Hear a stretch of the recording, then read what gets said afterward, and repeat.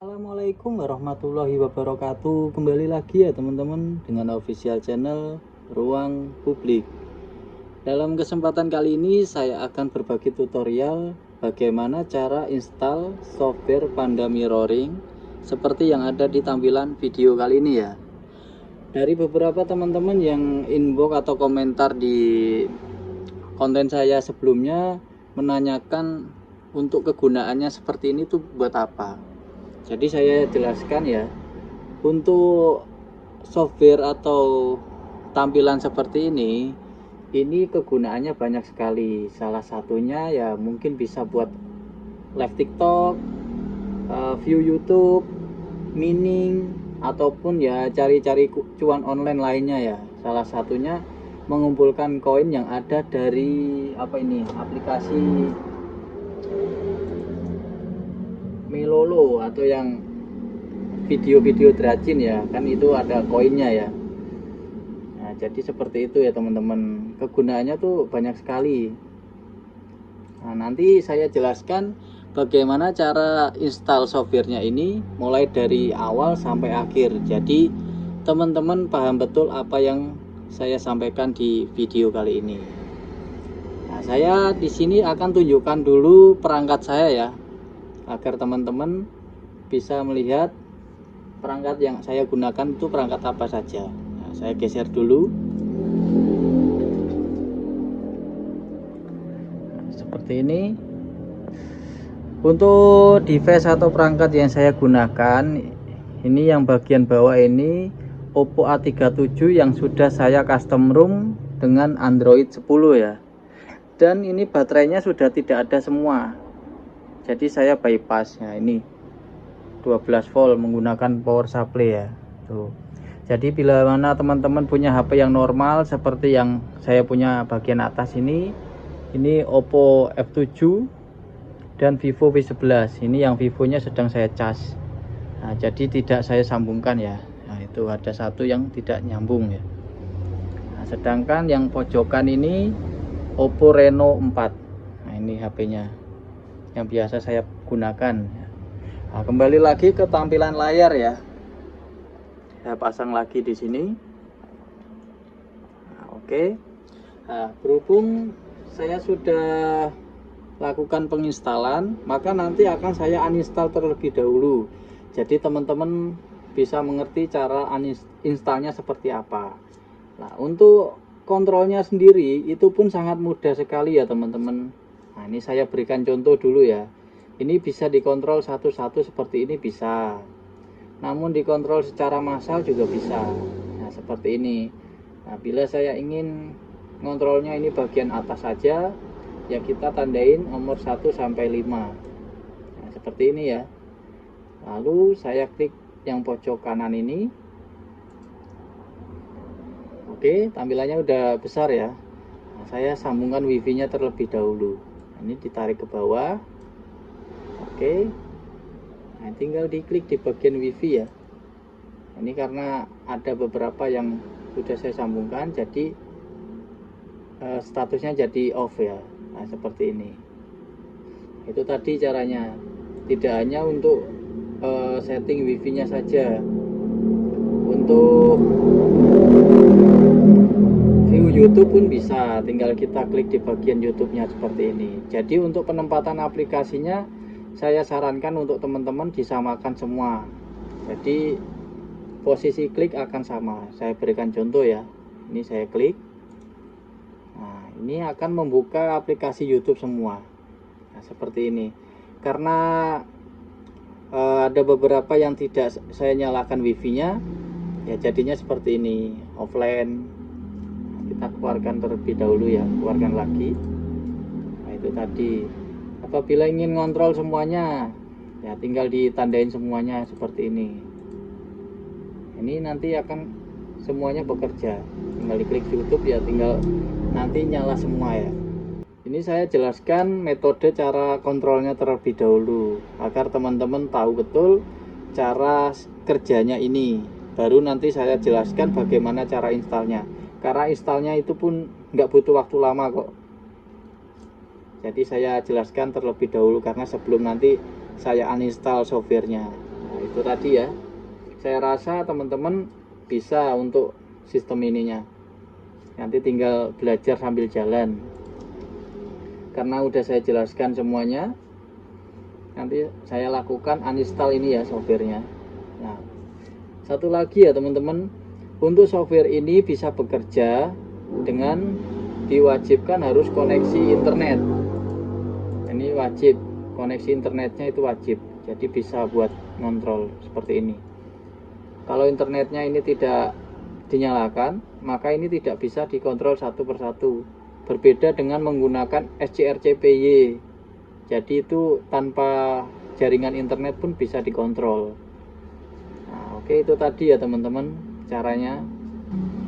Jadi saya lakukan uninstall terlebih dahulu agar teman-teman tahu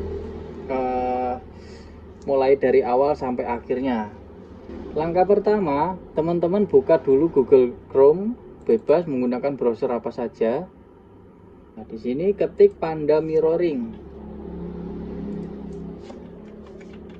Panda Mirroring ya, seperti ini. Setelah itu teman-teman pilih yang bagian atas ini. Setelah muncul seperti ini, teman-teman pilih download dan install. Oke. Klik bagian download. Apabila tidak bekerja ya klik open dulu, nanti lanjut klik download lagi. Ini jaringan saya kurang bagus ya teman-teman. Nah, ini udah ya, karena saya sudah install drivernya, kita skip di proses ini. Nah, di sini teman-teman lakukan ekstrak ya, klik kanan lalu ekstrak here. Nah, kita tunggu sebentar. Setelah itu teman-teman jangan langsung di setup atau diinstal ya, karena ada satu driver yang diperlukan, yaitu ADB driver. ADB driver ya.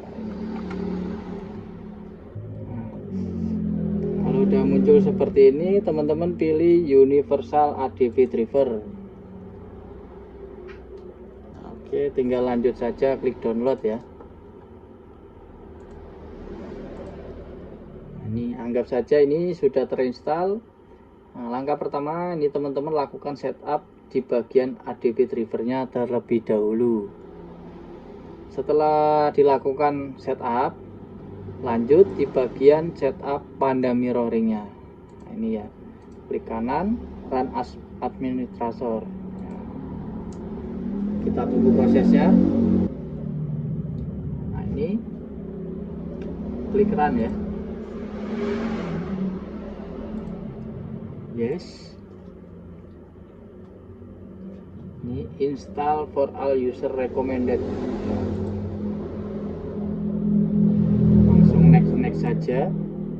Yes. Install. Kita tunggu sampai selesai.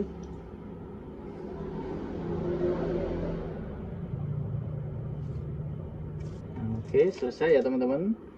Klik finish. Ini secara otomatis akan masuk ke halaman softwarenya ya. Ini karena masih data tersimpan dari HP saya, jadi kan semuanya masih tersimpan karena statusnya login ya. Tapi kalau apabila ini statusnya belum terinstall pertama kali, maka di halaman utama itu muncul untuk registrasi akun terlebih dahulu. Contohnya saya keluarkan dulu ya. Seperti ini halamannya. Teman-teman pilih registrasi, isi email, lalu klik get verifikasi ya. Nah, nanti lalu cek inboxnya, tinggal masukkan. Lanjut isi password 2 kali. Setelah itu klik registrasi now. Nah, seperti itu. Nah, setelah sudah terregistrasi, maka teman-teman klik login ya. Login. Nah, ini seperti ini. Kalau sudah halaman kosong, ini kalau kan saya ini sudah diinstal ya. Kalau pertama kali masih kosong, belum ada apa-apa di sini, maka langkah selanjutnya ini saya anggap dihapus dulu. Langkah selanjutnya teman-teman masuk ke bagian HP yang mau disambungkan. Di sini lanjut masuk ke opsi pengembang ya. Untuk membuka opsi pengembang, teman-teman tinggal cari di YouTube juga banyak, sesuaikan tipe HP-nya. Biasanya caranya itu sama ya. Klik pengaturan. Nah, di sini lanjut ke tentang ponsel. Klik pita dasar atau kernel. Di bagian paling atas ini diklik terus seperti ini ya. Nah, karena saya sudah di opsi pengembang, maka kita kembali masuk ke menu pengaturan tambahan, scroll ke bawah. Nah, ini ada tulisan opsi pengembang. Nah, ini setelah, kalau statusnya ini belum aktif seperti ini, teman-teman tinggal diklik aktifkan. Nah, setelah itu teman-teman scroll ke bawah, cari USB debugging. Nah, seperti ini, debugging USB, tinggal diaktifkan. Oke. Nah, langkah selanjutnya teman-teman tinggal sambungkan ke kabel data yang disambungkan ke komputer ya. Nah, tinggal dimasukkan saja. Nah, ini klik transfer file, maka nanti akan muncul di halaman layar. Nah, tapi kalau untuk device pertama kali, nanti di halaman HP itu muncul pop-up izinkan untuk perangkat komputer ini lah. Teman-teman klik centang, tinggal izinkan. Jadi kalau sudah ada perizinan seperti itu, nanti kalau HP-nya dicabut seperti ini, lalu dipasang lagi, tidak perlu melakukan izin ulang. Nah, itu akan tersambung secara otomatis ya. Contohnya seperti inilah, ini akan muncul sendiri. Nah, perbedaannya untuk HP, beberapa HP itu kadang USB debuggingnya suka off. Jadi di saat mau menyambungkan ya teman-teman cek USB debuggingnya sudah on apa belum. Kalau belum ya tinggal diaktifkan seperti tadi ya. Nah, itu tadi caranya. Nah, untuk menyambungkan HP lebih dari 5 atau 10 buah itu diperlukan USB hub ya teman-teman, karena port USB pada komputer biasanya kan memang terbatas.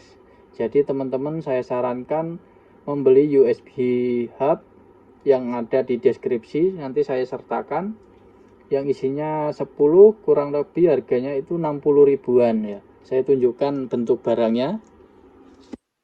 Nah, bentuk barangnya itu seperti ini 10 port ya. Nah, nanti apabila mengalami kendala USB hubnya suka putus nyambung, nah itu nanti ada tutorial lanjutan ya teman-teman, agar cara mengatasi USB hub tidak putus nyambung. Itu saya tambahkan komponen Elco di dalamnya, nanti saya buatkan tutorialnya ya. Jadi saya rasa semua penjelasan yang tentang aplikasi mirroring seperti ini saya rasa sudah cukup ya teman-teman. Mulai dari install software yang diperlukan atau drivernya, langkah menyambungkan HP ke PC nya, saya rasa itu sudah cukup. Tapi bila mana teman-teman masih ada hal yang perlu dipertanyakan ya tinggalkan di kolom komentar, nanti akan saya jawab sesuai apa yang saya tahu ya. Saya rasa cukup sekian ya teman-teman. Agar tidak panjang lebar, saya undur diri. Wassalamualaikum warahmatullahi wabarakatuh.